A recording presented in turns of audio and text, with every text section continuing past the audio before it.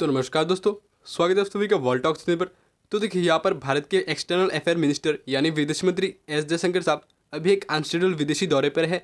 और इस दौरे के दौरान उन्होंने पहले ईरान में गए हैं, वहाँ पे जाके ईरान की जो नए इलेक्टेड प्रेसिडेंट है उनसे मुलाकात किया है और वहाँ पर ईरान और भारत के जो रिलेशन इसके बारे में चर्चा किया है।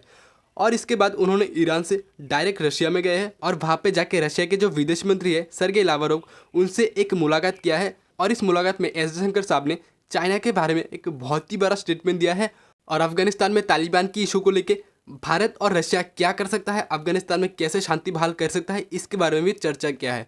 तो यहाँ पर पूरी रिपोर्ट क्या है सब कुछ जानेंगे इस वीडियो में। इससे पहले अगर आपने अभी तक इस चैनल को सब्सक्राइब नहीं किए हो तो सब्सक्राइब कर दीजिए और पास में जो बेल आइकन होगा उसको प्रेस करके ऑल का नोटिफिकेशन भी दबा दीजिए। तो यहाँ पर पहले अगर हम चाइना की बात करें, यानी हमारे जो विदेश मंत्री है एस जयशंकर साहब, उन्होंने चाइना के बारे में क्या कहा है। तो देखिए यहाँ पर एस जयशंकर साहब ने चाइना के बारे में ये कहा है कि पिछले 40 सालों से चाइना और भारत के बीच में जो एक शांति बना हुआ था उसकी फाउंडेशन को चाइना ने एक चुटकी में ही खत्म कर दिया है। तो देखिए यहाँ पर फाउंडेशन ही क्यों बोला गया है, यहाँ पर तो कुछ और भी बोल सकता था विदेश मंत्री। तो देखिए इसका भी एक रीज़न है, क्योंकि चाइना और भारत के बीच में आप लोगों को पता होना चाहिए 1954 में एक एग्रीमेंट साइन हुआ था जिसका नाम था पंचशील नीति। और इस एग्रीमेंट में कुल 5 मेन बातें थी, जिनमें एक था कि कोई भी देश किसी भी देश पर पहले आक्रमण नहीं करेगा। लेकिन यहाँ पर पिछले साल ही चाइना ने लद्दाख में जो किया वो एकदम अनएक्सपेक्टेबल था।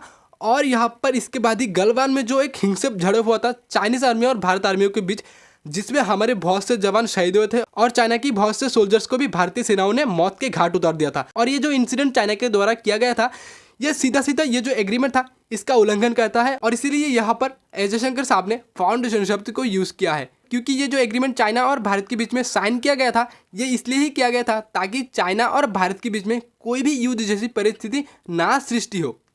और यहाँ पर अब अगर हम अफगानिस्तान की बात करें तो देखिए अभी अफगानिस्तान की हालत बहुत ही ख़राब है। जैसे ही यूएस के ट्रूप अफगानिस्तान को छोड़ने लगे वैसे ही तालिबान अफगानिस्तान को कब्जाना शुरू कर दिया है। और अभी बहुत सारे मीडिया आर्टिकल्स की तरफ से ये कहा गया है कि तालिबान ने अफगानिस्तान के 85% इलाके को अपने कंट्रोल में ले लिया है।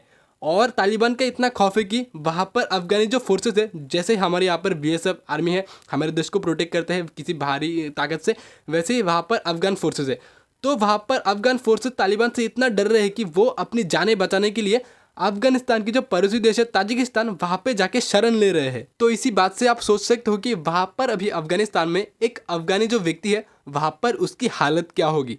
और यहाँ पर अफगानिस्तान की इस हालत को देखते हुए भारत के विदेश मंत्री एस जयशंकर साहब ने रशिया के विदेश मंत्री सरगेई लावरोव से इस द्विपक्षीय मीटिंग में अफगानिस्तान के बारे में भी डिस्कशन किया है। और उन्होंने ये कहा है कि अफगानिस्तान में इंटरनल सिक्योरिटी और स्टेबिलिटी को बरकरार रखने के लिए भारत और रशिया को एक साथ आके काम करना होगा अफगानिस्तान में शांति बहाल रखने के लिए, ताकि इतने सालों से अफगानिस्तान में जो प्रोग्रेस हुआ है आर्थिक और सांस्कृतिक क्षेत्र में वो नष्ट ना हो पाए। और यहाँ पर भारत के विदेश मंत्री एस जयशंकर साहब ने अफगानिस्तान के साथ ही साथ सीरिया, ईरान और लीबिया के बारे में भी बात किया है कि इन देशों में भी शांति बहाल रखने के लिए भारत और रशिया को एक साथ आके काम करना होगा। तो यहाँ पर आपको क्या लगता है, क्या भारत को यहाँ पर अफगानिस्तान में शांति बहाल करने के लिए रशिया के साथ आगे काम करना चाहिए, या फिर भारत को अपने ही देश में फोकस करने की ज़रूरत है, किसी अन्य देश पर फोकस करने की ज़रूरत नहीं है? नीचे कमेंट करके आपका जो ओपिनियन है ये ज़रूर से बताइए।